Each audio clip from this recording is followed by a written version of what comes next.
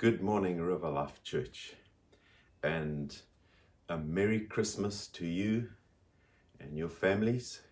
It's an absolute delight for me to be beaming right into your homes with you. It's time to gather the children. It's time to gather as a family.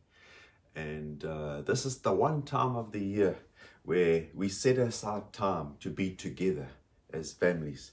This is the one time of the year where we think thoughtfully about how we can bring joy to each other. And this is the one time of the year when we can be home. We can gather at home together. These are all part of Christmas, but I want to talk about something that's at the heart, at the center of Christmas. And so I want to ask the children, ask the adults, children, this question. Why did Jesus come at Christmas? Why was Jesus born? Why did Jesus come to our world?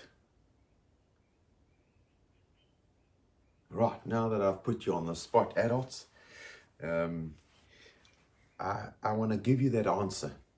You see, Jesus came, I believe, one of the reasons Jesus came was to demonstrate love, to show us what love looked like, to model a life of love.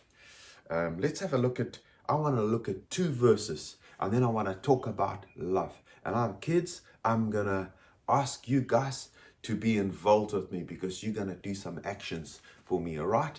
And so let's look at the verse that we probably all know.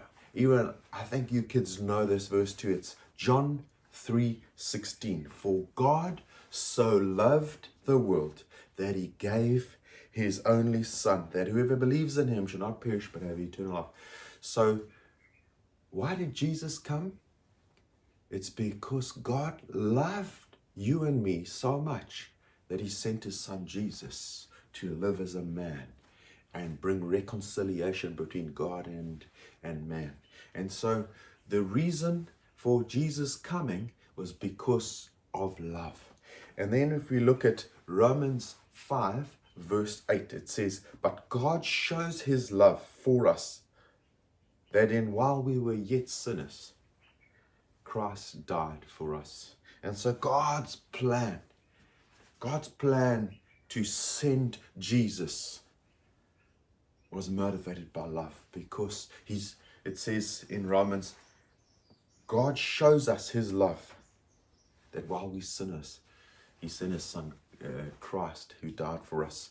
And so I want to say the answer to why did Jesus come, because that's what Christmas is about. We're celebrating the fact that Jesus came. And so I want to give you 5 things of what love looks like. 5 things explaining, making love more clearly, because that's what Jesus came. Jesus said, I am the light of the world. He came to bring clarity. And so let's have a look at this. Number 1, love is an action. All right? Kids, are you ready? Love is an action. So I want you kids to go and give your parents or the adults in the room a big hug. Come on, get up. Let's give them a big hug. Great job, guys. See, love is not passive. Love doesn't sit on the couch and do nothing. See, God loved us, so he did. He sent. He did something. He acted. You see, love compels us to act. You see, we can demonstrate love by a hug. Words saying, you know what, I really appreciate you. Gestures, things that express our love. Gestures of affection and so on. And so I want to encourage you this Christmas to be people who do, who act, who demonstrate love by action. Can you kids do that? Can you demonstrate your love for your parents, your mom, your dad, by doing stuff? Great. I know you guys are going to get it. Right. The second one is giving. Love gives. You see, John 3:16 says, for God so loved that he gave. All right. So giving, and that's the fun celebration part of how we do Christmas. We give gifts because God gave us the greatest gift. He gave us his son Jesus, who came into this world. And because of that, everything changed. And so giving is at the essence of love. I don't think you can be loving and be stingy. So don't be stingy this Christmas. Don't be stingy. Yes, it's been a different year, 2020. But let's be a people who express in the way that we give. And it's not just giving presents. We can be giving in our time, of our attention. Parents, when your child comes to you, just be generous in giving of attention. Children, be so generous with your parents. When they're busy doing something, give them some of your time. Help them along. Is that okay? So love is an action and love gives. Let's look at the third one. Love costs. The third one is love costs. It's costly. It costs money, it costs time, it costs effort, it costs thoughts, it costs engagement. Love stops what I'm doing and helps you doing what you're doing. It's very costly. It's costly to take time with somebody, but it's an act of love. And so I want to encourage you, pay the price. Pay the price. Engage. Talk to one another. Get into one another's hearts. Open your hearts with one another this Christmas. It's costly to be honest. It's costly to really talk about the things that are heavy on your heart with one another. It's costly, but that's what love looks like. Put yourself out there. Be good at demonstrating love in your family this Christmas. So love is an action, love is giving, love is costly. Number 4, love reconciles. You see, Jesus came to reconcile God to man. And love has this way of bringing back together, restoring back to where it should be. And you know, family is the most beautiful thing. And it's meant to be close. It's meant to be loving, caring. It's meant to be, there's not meant to be tension and unresolved stuff.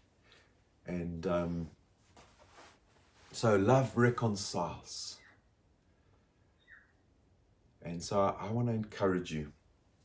It's time to kiss and make up. It's time to kiss and make up. Let's forget about the past, the things that went wrong, where we argued or where we disagreed. Love reconciles. It's restorative. Let's be like that. And kids, that means we learn how to say sorry. Sorry, mom. Sorry, dad. That sorry to your sibling when you smack them over the head or you steal their toy. Is that okay? Good one. Right. And the last one. Love supports. Love gets underneath and helps and carries. Love, when it's demonstrated, sees the need and comes along and helps when there's a need. And so let us today be great helpers. Kiddies, let's be so loving with your help. Mom's going to probably be in the kitchen. Maybe dad's the cook. Okay, no, don't laugh. Kiddies, it's time to come alongside and help with whatever needs to be done. Assist.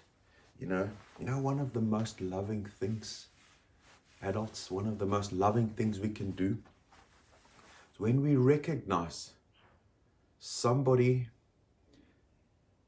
is not actually living, they're not shining. It's like they're just existing. To come alongside them and support them and bring out who they are meant to be. You know, as parents, we get lost in our roles as mom and as dad, and we just eventually kind of envelop our whole life. One of the most loving things we can do is to see someone and say, I see you. That's most loving and caring thing, to come and support somebody so they can reinvent themselves into a better, happier person. And so let's be full of support.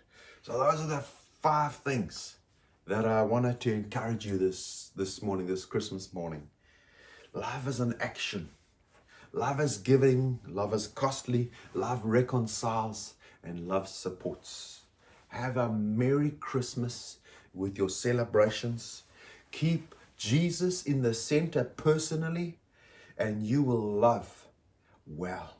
If you personally keep your center, your Christmas about Jesus, you will love like Jesus, and you will love well. Enjoy your time as families together. The Lord bless you. The Lord keep you. The Lord make his face shine upon you and give you his peace. Have an awesome Christmas.